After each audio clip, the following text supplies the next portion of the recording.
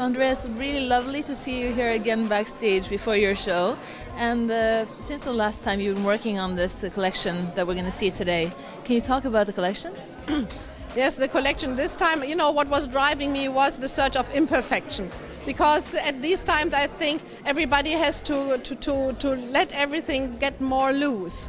So this was the kind of the intellectual start, and then I discovered the beauty of the fossils.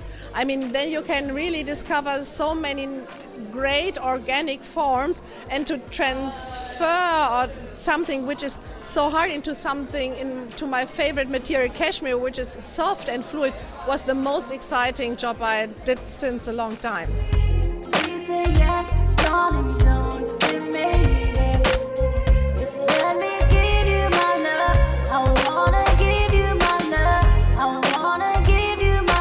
Well, how would you translate the fossils into cashmere? Yes, it comes from the forms, because the forms are so organic, and this I looked at, and then when I knitted something, I think, oh, there is some similarity. Let's exploit that further on. So, and this was the kind of the continuation.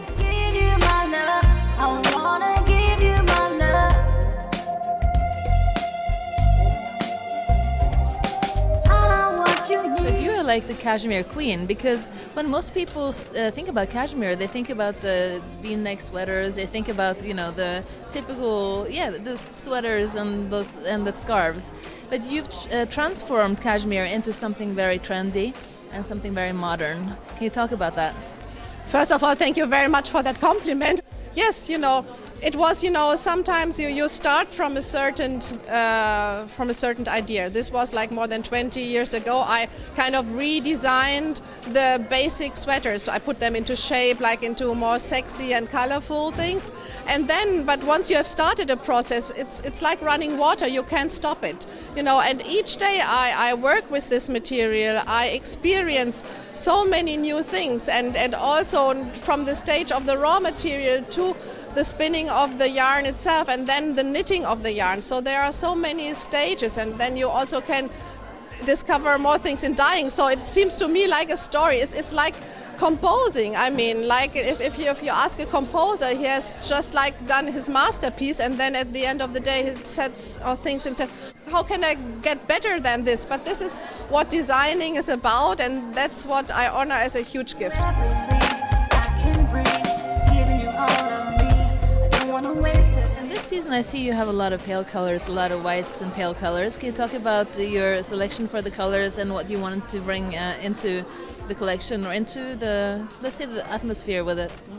It's let's say it's white, and it's also different shades of white.